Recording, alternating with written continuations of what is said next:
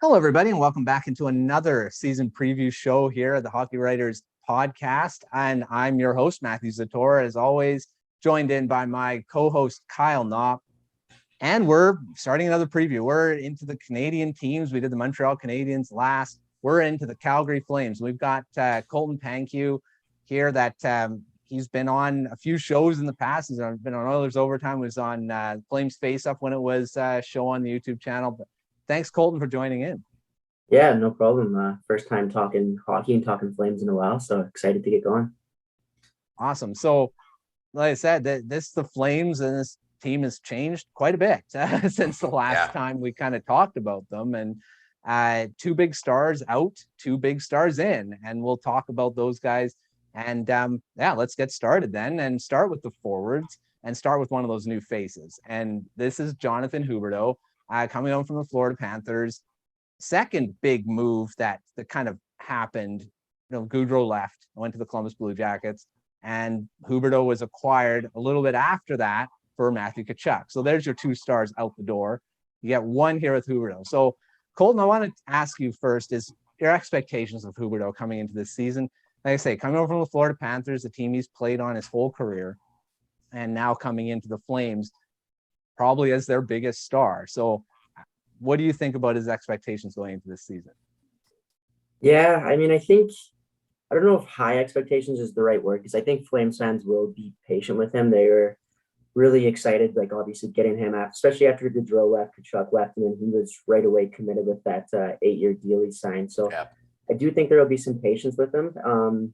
As far as expectations, I'm not expecting like the 115-point season we just saw from him. I think you saw in general, like the scoring was up a lot in the league last year. I think there was 8 players that reached 100 points. The chances of that happening again aren't very likely, in my opinion. And then he's got a new city, new line mates to adjust with, things like that. A more defensive styled approach with Zator. I know Gaudreau had 115 points last year as well, but the Flames don't open things up as much as the Panthers did. So with that said, I think as long as he stays healthy, I think he'll be able to adjust with Lindholm pretty quick. So I'm saying anything, probably if he stays healthy, 80 plus points. I think if he can get to 90 or higher, you're thrilled. But again, just kind of first season in a new place. He spent all his career with the Panthers so far. So just a bit of an adjustment period. Yeah, I would say if he's over 80 points, then he'd be quite happy. Yeah, I mean, you talk about going to a new city and adjustment period, and, you have to expect that to happen. But he's replacing a guy that was able to put up 100-plus points as well. So, there's always the thought that maybe it will be seamless, right? Maybe he will have another 100-point season. But I think you're right. I think if you can be a point per game or better from Huberdeau, then that's going to be huge for the Flames. Now, Huberdeau is kind of the surprise free agent pickup. Let's talk about the prized free agent pickup that everyone was going after, and that was Nazem Kadri, coming off a Stanley Cup win with the Colorado Avalanche. What are your expectations for Kadri, and is he going to be able to put up similar numbers this season after kind of his resurgence with the Avs, or is he going to regress back to the mean? Yeah, so I mean, like you said, that was a surprising one. I know there'd always kind of been whispers about Calgary throughout the offseason, but it seemed like there was other teams up ahead in that race, like either going back to the Avalanche, maybe signing with the Islanders, but they were able to bring him in. And I think it just adds a completely different dynamic to their team. I think come the playoffs especially is when that deal will really pay off for them. I think like you've seen what Kadri was able to do in Colorado this year, just how big of an impact he can have when he's kind of playing right in between the lines. So yeah, I think as far as expectations, I don't think he's going to have another 87-point year. Similar to Huberdeau, I think he hasn't really put up numbers that big in the past. I think I've written on it a few times. He's only hit 60 points one other time. And that's not a knock on him at all. He's just more of a two-way centerman. I think he'll slide in seamlessly on this playing second line. I think with him and Lindholm, it'll be a really great 1-2 punch. Yeah. But I kind of think he'll regress a bit more back down to what we've seen in the past. Like, I think if he hits 60 points, you're pretty happy. But yeah, somewhere in that mid 50s, early or low 60s range is what I'm expecting from him. Yeah, well, I mean, yeah, like you said, Kadri did that career year in Colorado, and it's not something he usually does. It's probably not fair to him to expect that again. I mean, I know I've experienced in Vancouver when Marcus Nazem scored that 48 goals that one season, everyone just expect him to do that every year. and he just went back to his 30 goals. And it's like, you're complaining about a guy getting 30 goals. I mean, it makes no sense. So, if he gets to that 50, 60 point range, I think people should be still happy with that. Oh, yeah. Because that's what he usually does. It's not something and he's older now. Like, you can, with younger players, you can say, okay, they're probably going to keep getting better, you'd think. But with a guy like that, I think he's just going to go back to what he used to do, and you should just be happy with it. So I do agree. I think he's probably going to go back to the 60 point range, but just knowing he can do that is, playing with talented players, he could do it again. You never know. So we'll see what happens. You did mention Kadri, where you think he's going to play. He's probably on that second line. Do you see Huberdeau playing that top line, kind of basically taking over for Gaudreau or Tkachuk, depending on who you want to kind of pick? Is Lindholm the best centerman for Huberdeau? Because I do think he's like Barkov, because I'm pretty sure Huberdeau played with Barkov a lot of the time. So what do you think? Where do you think those guys will slot in? Yeah, so I think as far as Lindholm, like I think he's like he has the ability to put up goals and assists, but I think like he's hit the 40 goal mark a few times, and I think playing with Huberdeau, a guy that really likes to distribute the puck, I do think that there will be quite a bit of chemistry there. I do expect them to be paired together early on and probably stay together throughout the season. Like you said, kind of similar to Barkov, where like they're both very good defensively and can put up points as well, which I think helps Huberdeau because he hasn't been known to be the best defensive player. Obviously, a lot of those stars, you kind of give and take a bit, and when they're putting up that many points, you can put up a bit more if they're kind of blowing assignments the odd time defensively. And I think being able to play with that defensively responsible centerman like Lindholm makes a lot of sense for Sutter. And then as far as on the other side, like you said, Gaudreau and Tkachuk are both gone, will be a bit more interesting. I think Tyler Toffoli, kind of at least at the start of the season, to see how that plays out. I know his tenure with the Flames, especially near the end of the regular season, didn't kind of go as hoped, but new season again, and I think he'll get that chance to start on the first line. I mean, yeah, I see him being a first line player for sure. And I mean, you're adding two very powerful offensive weapons to this lineup. So, but that's what I want to ask you next, Colton. You are adding two players that combined put up 202 points last year, 115 for Huberdeau and 87 for Kadri. But you're going to be missing the production from Tkachuk and Gaudreau, who have been playing together and have had that chemistry for the past few years. So is chemistry going to be an issue for this Calgary team moving forward for their forward core? And how much will they actually miss the production from Tkachuk and Gaudreau? Yeah, so I talked about recently that just as far as a team entering the regular season, like I don't necessarily expect them to repeat as division winners. I think because of that chemistry, like you said, Gaudreau, Tkachuk, Lindholm, like they're all used to playing together. It kind of just picked up seamlessly right from the beginning of last season, where I think there might be a bit of an adjustment period here where they get off to a bit of a slower start. So do I expect like 200-point players again on the Flames this year? But no, I don't.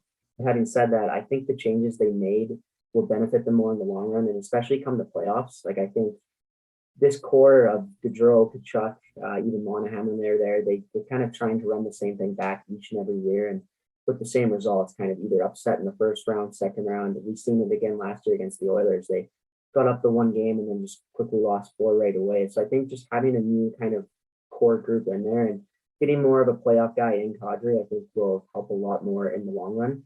Through the regular season, you could see less scoring and perhaps even a bit of a dip in the standings.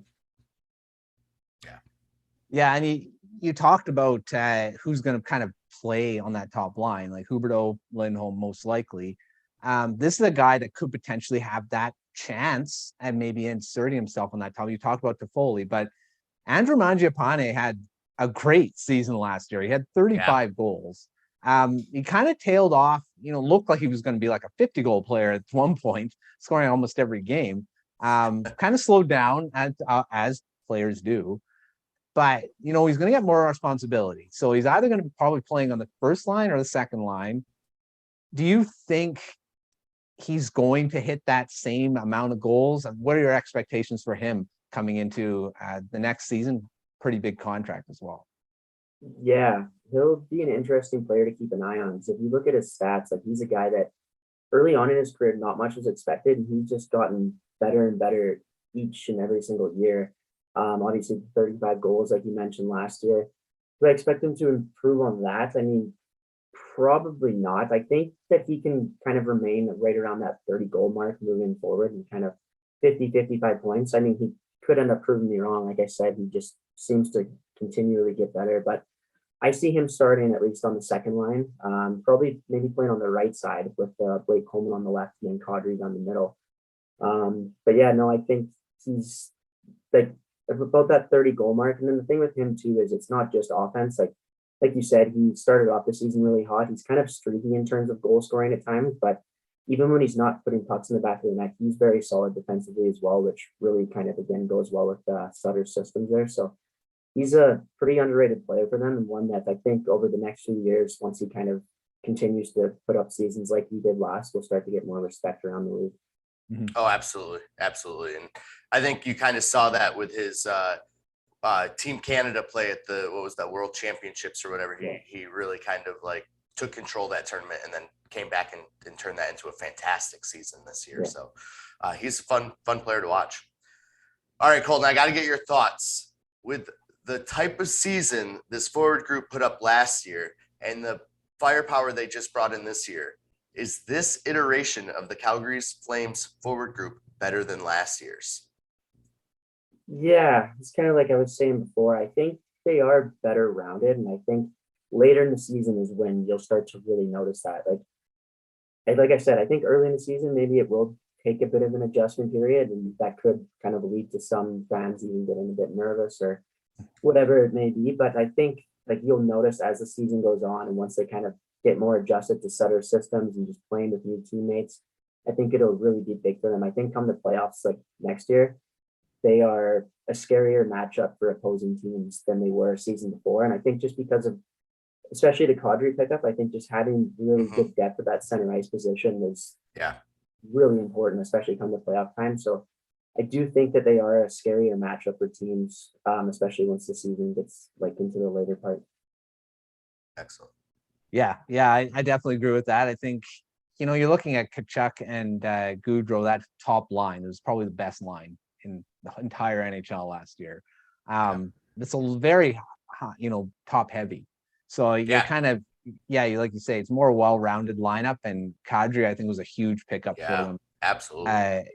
So, I mean, I don't like saying this, but I think the Flames are better this year. I was hoping they were going to be worse because the Canucks then maybe would be able to but that's just how it goes.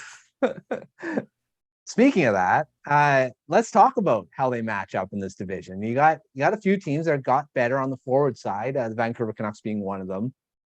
The Edmonton Oilers obviously are really good still. What do you think this version of the Flames kind of matches up forward-wise? Yeah, I think in terms of like depth and everything, I do think that they're the best forward group in that sense. But I think in that division, the Oilers are still obviously the team to look out for. You got arguably the two best players in the world in McDavid and Draisaitl, and then to see they're able to bring back Evander Kane at a good price. Nugent Hopkins is still there. So I think that's kind of the top team, at least, like you said, a bit maybe top heavy, but the ones that are worrisome. We've seen what they could do in the playoffs last year when they played the Flames. McDavid and Draisaitl just took over at that point. But yeah, I think after the Oilers, I would say that the Flames for sure have like the strongest forward group. I think the Kings had a couple additions, like bringing in Fiala was a really good pickup for them. Like you said, I think the Canucks have gotten a bit better, and I think if the Golden Knights are able to stay healthy, I think that's a team that some people are kind of looking past that I think could do a bit more damage than what's expected of them right now. But yeah, other than the Oilers, I would say that the Flames have the best forward group in that division. Yeah, I mean, which makes the Battle of Alberta just so much fun to watch. The past year, and finally getting the playoff series between the two teams was fantastic. All right, enough about the forwards. Let's go talk about some of the defensemen, including a huge pickup in that Huberdeau to Tkachuk trade as well that a lot of people seem to kind of forget about, or at least back burner, so to speak. So what are your expectations for MacKenzie Weegar this season? Yeah, it's interesting. I feel like when everyone's talking about the Flames additions and what they did to get better, he's kind of a guy that is just kind of sliding under the radar. He has kind of been the forgotten man in that trade, and it was a huge pickup, like you said. Obviously now the hope is that they can get him extended. But I think for this season in particular, it'll be interesting. I'm interested to see where he kind of suits in, both even strength, but more so like in terms of special teams. It was on that power play last year. They had Rasmus Andersson, who at the beginning of the year, I kind of questioned if he would be able to, I guess, sustain that role and be able to stay there for the entire season. He went on to have a career year. So I don't think there's probably any rush on Sutter's end to take him off of that. At the same time, that's kind of Weegar's bread and butter is more of the offensive side of the game, power play, all that. I know he can at times be prone to making some, I guess, mistakes defensively, but makes up with that with his offensive game. So I do think he'll get a chance on the power play, but to start the season, at least on the second unit. But as far as what I expect, I think he can come in and put up north of 40 points. He did so last year, and I think he's going to a team, again, that's a bit more defensive, but still has lots of offensive weapons on them. We've seen how many goals they put up last year. So I do think that north of 40 points is something that he's capable of, and I expect him to do. I think 40 points would be huge for him back there. I mean, that'd be huge for the Flames. Yeah, for sure. Yeah, and I love that pickup I part do of that too. trade, because he's a guy he is a very underrated defenseman overall. I think it's not just coming to the Flames; it's on the Florida Panthers. He was underrated. Yeah, being a guy that's he was a 6th round pick or something. He was a lower round guy. He wasn't even a guy that people would thought would be able to be an impact defenseman, and he has become that. So I'm excited to see what he can do in Calgary. And he was a guy that I had targeted for the Canucks to get, but then of course he's added into that trade, so that didn't happen. But yeah, it's going to be interesting to see how he adjusts to that system. It's not as offensive like Florida too, so we'll see how much he's reined in than being able to go out like what he did in Florida. So we'll see. You mentioned Rasmus Andersson in that same discussion with Weegar there, and yeah, he had a breakout season, 50 points in 82 games. He played a full season. But, previous to that, he's only had 20-ish points average. So he wasn't really an offensive defenseman. Does he return to that 20 point, which wouldn't be good, obviously? Or does he just keep going up because he's just hit a point that where he's just good? Well, I think previously, like when some of those 20-point seasons, like you mentioned, he wasn't getting, like, first off, the Flames just weren't a team that scored that much. Like last season was just crazy for them. It seemed like everything went right offensively. But he wasn't really getting that power play time. Like they had Giordano playing in front of him a couple of years before that, TJ Brody even at times. So I think I expected more than kind of those 20-point seasons. I think 50 is maybe a bit of a stretch, especially now with the addition of Weegar. He might not be relied upon as much to kind of be that offensive defenseman that they needed him to be last season.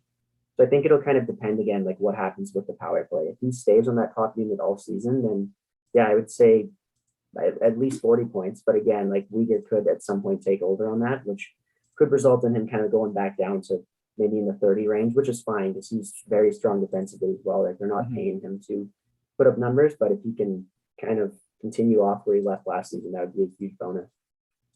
Oh, absolutely. I mean, if he can, first off, if he can produce another full season and play a full 82 games, Exactly. There's just so much firepower up front that he's going to get assists and the points will pile up. So here's something you probably haven't heard in a while, Colton. The Flames have defensive depth.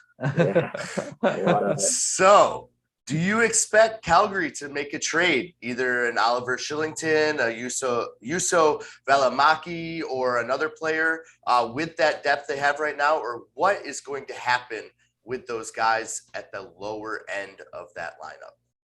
Yeah, I mean, we keep hearing about it this offseason. Like they have 10 defensemen right now on one-way contracts. And Trey Living has even mentioned the fact that he is kind of thinking at the very least of moving one. Valimaki's name is one that's come up. I don't think that's as likely just because of the fact, like, just a few years ago, he was regarded as the top prospect in their system. And he's just really kind of fallen down in a big way these last couple of years due to injuries, inconsistent play, and what have you. So I think that his trade value right now is just, I don't see a lot of sense in moving him. I don't think they would get much back. Like, it wouldn't be anyone that they could insert into the lineup right now. And probably at this point, maybe like a mid-round pick, even. Like his value is quite low. So I think they would try to hold on to him in hopes that he can kind of build that back up. And the guy that I think is would make the most sense might be Kylington. Coming off a career year last year where heading into the season, a lot of people didn't even think that he would make the team. Yeah. So I think he proved that he can play in a team easily in their top 6, and I think has the potential to be a regular in the top 4. So I think he could kind of net back maybe a winger that Calgary is looking for still, like on that third line, some guy that can kind of come in, bring some more offensive depth. And because like you said, they really don't need the help on the back end. It's a log jam. So I think if they do move one, Kylington makes the most sense. Makes sense. Yeah, I've been kind of saying Kylington is probably going to be the guy too. And apparently the Canucks kind of touch base with Kylington, but I don't know how much more that's gone. And it seems like their asking price last year, because I heard Kylington's name on the trade market a lot. I don't know if it was like around the draft or in the offseason, but it seems like the asking price was a little much. But I think he could be one of those guys that, you know, if they bring their asking price down a little bit, a lot of teams will probably come kick the tires on him. And they might too, the longer they have to wait, with training camp getting closer and once the season starts. Like, it might not be a deal that happens right away here, right early into the season, something like that. So yeah, I do think that if any trade candidates on the back end, I think it makes the most sense. Yeah, just trade Chris Tanev back to Vancouver. Well, that's the thing with Kylington too. It's like the Tanev's supposed to be out for a while here still, so that could kind of play a part in it too. Right, so there's really no rush. Exactly. That's true. Yeah. Okay, let's talk about the defense. You said forwards are probably on the second in this division. Where do you kind of rank the defense in the Pacific? I really like the Flames blue line. I don't think they have like that one kind of top defenseman that you hear about throughout the league as being like one of the best defensemen, but I think Tanev, who you brought up, is one of the best shutdown defensemen in the league. He's very underrated in my opinion. Obviously, can have some trouble staying healthy just due to the style of game he plays, but I think he's been a huge signing for them these last 2 seasons. So yeah, I really like the Flames blue, and I think there's a few other teams. Again, the Golden Knights have some like top defensemen in Shea Theodore, Alex Pietrangelo that are really strong, but I think as like a group as a whole, the Flames have the best in the division. Yeah. Oh, I definitely agree with that. The thing is like you say about Tanev, he's not just underrated there. He's underrated in Vancouver apparently too, because they didn't feel like he was very valuable enough to go hard in re-signing him. So, well, it's interesting. Even when the Flames first signed him, it was kind of 50-50 like reaction. I think some people thought that it had a chance to be a good deal, and others were worried the term and the money, just again due to his health and everything like that. And I think anyone kind of having doubts on it early on has changed their mind 100%, because he's been outstanding. Yeah, he's been stayed relatively healthy too. Really, I think last season was he played just what, playoffs pretty well. Was the only he played. I don't know if he played 82 games in one of the seasons. I think he played close to that. Yeah, no, he's been a lot healthier, I think, than a lot of people were thinking. Really makes no sense because the Canucks couldn't keep him healthy in Vancouver. Well, the fact you bring up, the Golden Knights, like, I mean, on paper and healthy, their offense and defensive cores are very well structured, but they can't stay healthy. They can't stay, together as a unit for a long enough time to gel. So those are 2 very much coin flips right now, I would say. For sure. All right, well, let's move over to goaltending. Jacob Markstrom has been playing phenomenal the past, definitely last season, past couple seasons. Did not so much live up to that in the playoffs, at least in the final series there. So does Jacob Markstrom continue to compete for that Vezina every year, or does he start to kind of, regress because he's still a little shell-shocked from what happened in last season's postseason? I don't think so. I think he proved, especially this last season. His first season in Calgary was a little inconsistent, but I think he proved in his final few years with the Canucks and then this past year again in Calgary that I think he is one of the better goalies in the league. I even put him in that like elite category. I think obviously, he struggled against the Oilers last year in the playoffs, and it's an interesting thing. Like stats even from past seasons against the Oilers, even throughout last regular season, like it's just something obviously like a mental block of some sort that they will need him to get by, obviously, because I think there's a good chance they meet up with the Oilers in the playoffs again and play him a few times in the regular season. But aside from that, I do think he will be in the running again for the Vezina. Playing in Sutter's system again really helps, where they kind of preach defensive first hockey. Like You've seen it even guys like Gaudreau and Tkachuk last year who really aren't known as defensive players have really bought into that scheme as well. So I think that definitely will help with Markstrom. And I just think regardless of the team he's on, he is one of the better goalies in the league. So I'm not sure if he'll win the Vezina, but I wouldn't be surprised at all to see him as a finalist again. Yeah, I think he's definitely one of the up and coming goalies and really solidified himself last year. Yeah. I mean, Shesterkin put up just unreal numbers. Yeah. Yeah. So unless that happens again, it's going to be a tight race, I think. Yeah. And again, the Flames and the Canucks have so much connections. Markstrom, I'm not saying that Markstrom should have stayed in Vancouver because I'm fine with Thatcher Demko. Because Demko's been one of the best goaltenders. He's another one that's kind of a dark horse to be, have a breakout season this year too. Yeah. If the team is better in front of him, then I think he's in that Vezina. So be kind of cool to have Markstrom and Demko kind of in that conversation. Be interesting to see. Let's talk about his backup, though, at least right now. Dan Vladar, who had a pretty good season being the backup behind Markstrom, had some good starts and pretty good numbers. But there is another guy that I'm really excited about seeing is Dustin Wolf. And I ranked him third on the top prospects on goaltending side there. Do we see him at any point this season, barring injuries, obviously, but will he kind of usurp Vladar at some point?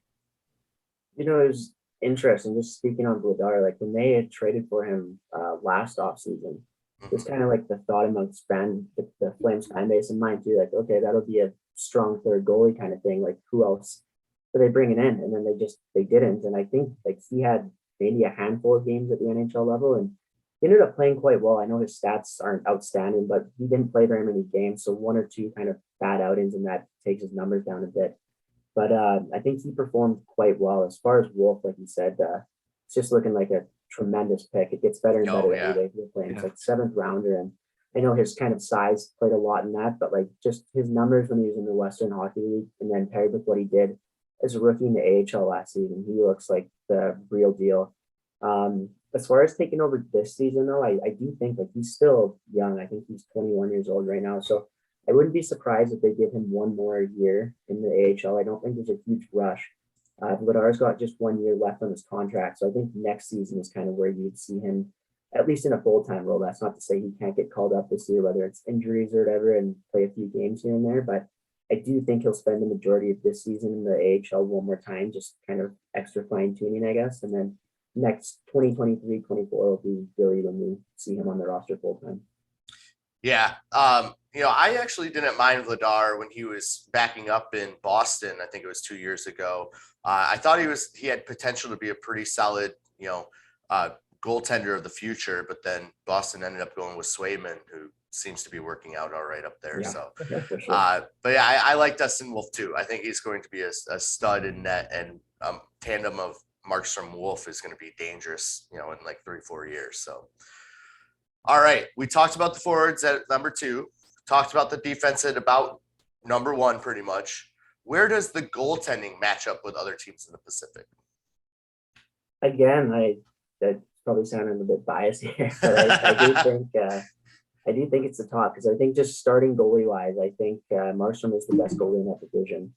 Obviously, too, like you don't have a Laner all season. I know he was inconsistent last season, but he's one of the better ones. But then, like Matthew said too, Demko's a really good one in that division that's quite underrated. And I think this could be a year if the Canucks play better in front of him, that he really kind of proves to other fan bases throughout the league just how good of a goalie he is.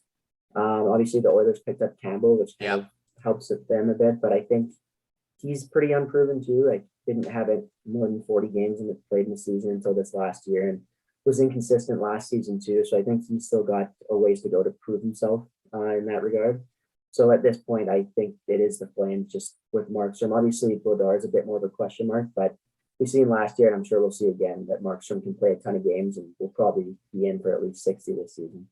Yeah, I mean, in my opinion, I think Pacific has one of the best goaltending matchups. I mean, you have Gibson in Anaheim, Quick still in LA, who has been, solid his whole career and even had a little bit of a surge last year. year. Last season. I mean, you have Grubauer in Seattle who needs to have a huge bounce back season. You talked about Demko.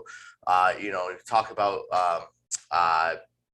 Soup Campbell going to the Oilers. I think he's going to be kind of the X factor for that team this year. For so, sure. goaltending plenty.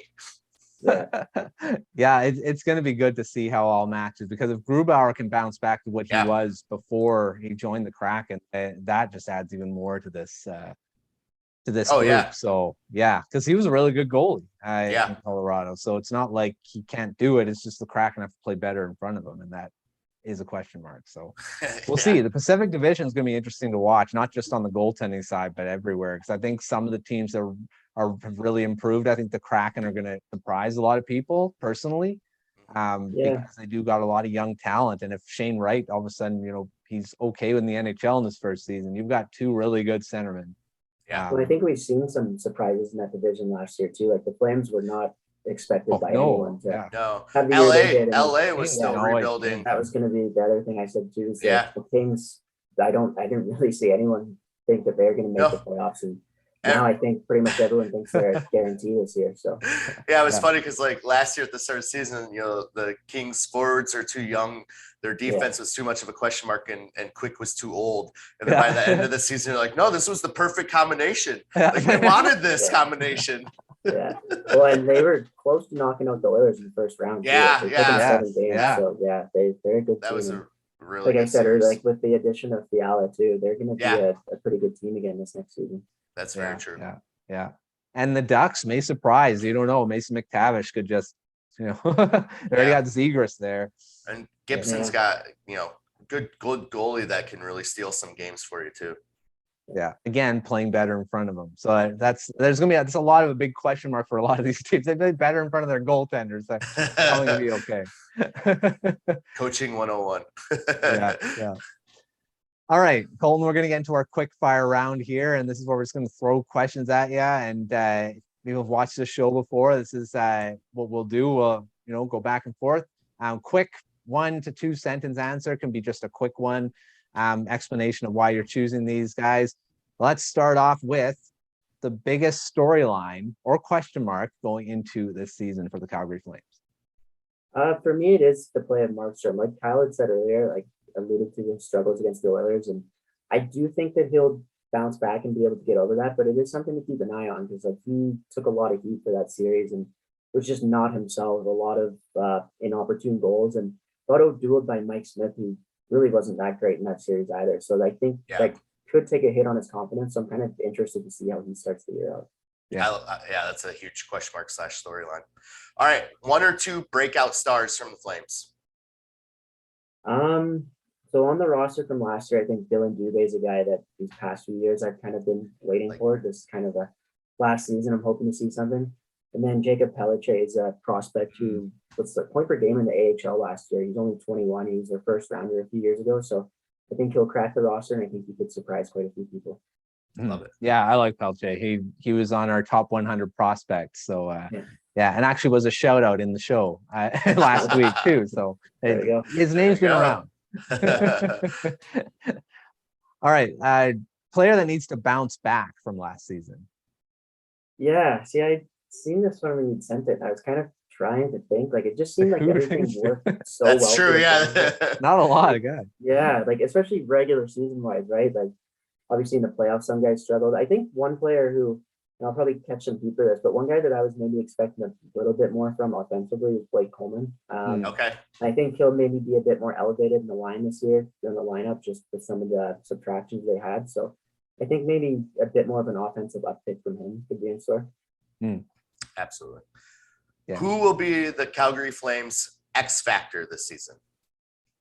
Yeah, I think, it's easy to say Markstrom again, just because they kind of go as he does, but I'll say Huberdeau just coming in as the new guy with quite a few, a lot of expectations on him to put up some big numbers. So I think that he'll, depending on how he's able to fit in and produce offensively, I think he'll be their X factor. It's a good one. All right, rookie or prospect that could surprise and make the roster out of training camp. Yeah, again, I think that's Peliche. Yeah. As far as anyone else, I mean, I still kind of have hope for Valimaki that he's going to be able to. I know he's kind of played up and down the last few seasons. Aside from that, I think most of the other guys are a little bit away here. I know Matthew Phillips, there's still some people pushing for him, and he's still only, I think, 23, 24, but they've only given him that one game. I just don't think the organization's as high on him as some fans are. But with the good training camp, like, who knows, he may be able to sneak his way onto that third, fourth line. Yeah, I've liked Phillips' game in the last 2 seasons too, so we'll see if that happens. Who is a player that we have yet to mention that fans should be watching this season? I think Noah Hannafin's a guy that's really kind of flew under the radar these past few seasons. I know at the time, like with when that Dougie Hamilton trade went down, they kind of missed his minutes on the back end, the offense he could bring in.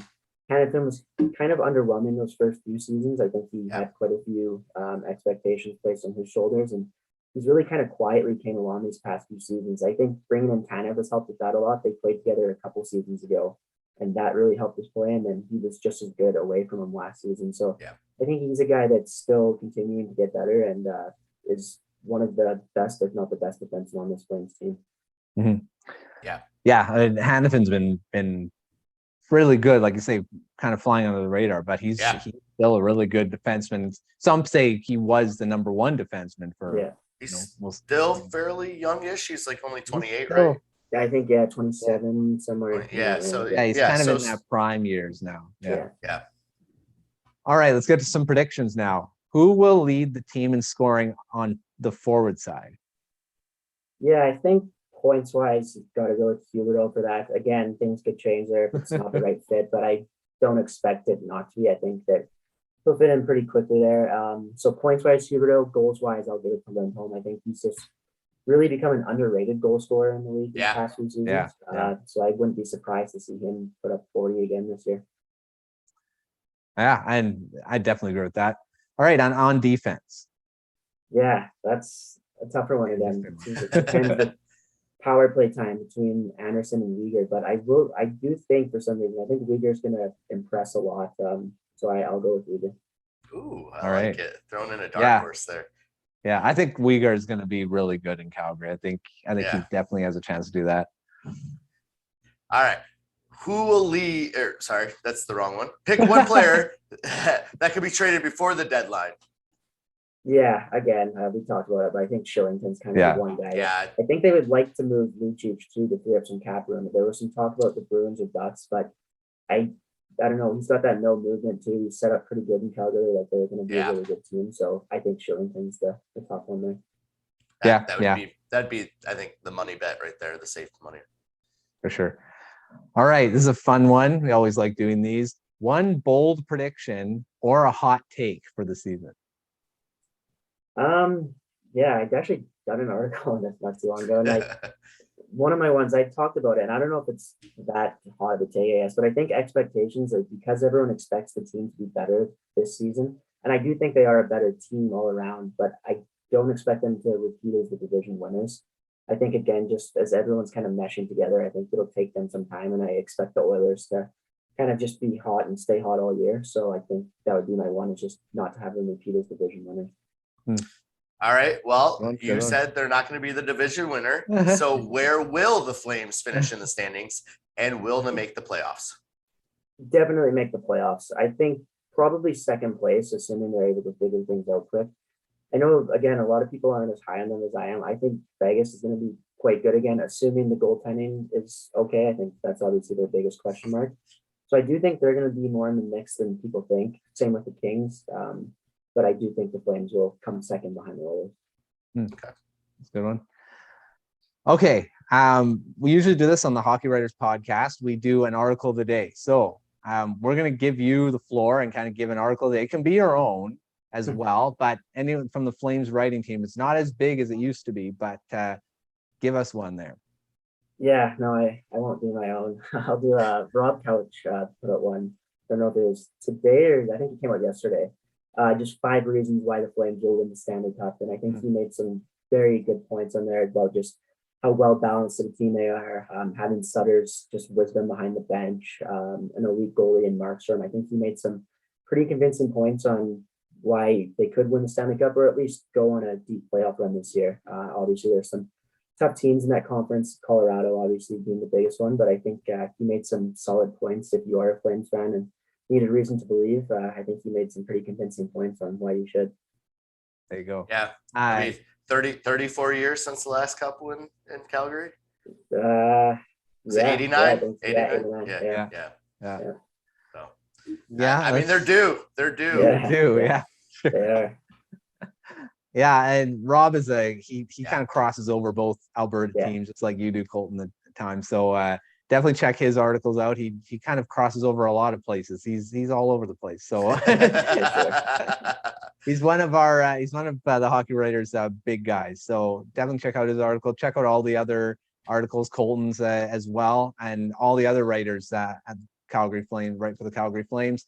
Like I said, it's not as big of a group as it used to be that was on the Flames Face-Off show way back. None of the guys are left, except for you, Colton. Last one standing, I guess. Last one standing. So we appreciate you being here. Sure. So thanks, Colton, for coming on the show. Another season preview here at the Hockey Writers podcast. Like I say, follow all the writing that's coming out. We got previews galore everywhere, not just on video form. We got them everything that we kind of did the quick fire. There's articles on most of that for all the teams coming out. So check all that out. Make sure you're checking out the Morning Skate newsletter, morningskate.io. 3 days a week. It will go to 5, like mentioned every show here. It will go back to its normal schedule, and we will keep pumping out the previews until we hopefully get one for every NHL team. So again, thanks, Colton, for adding to that. And we'll see you next time for another preview on the Hockey Writers podcast.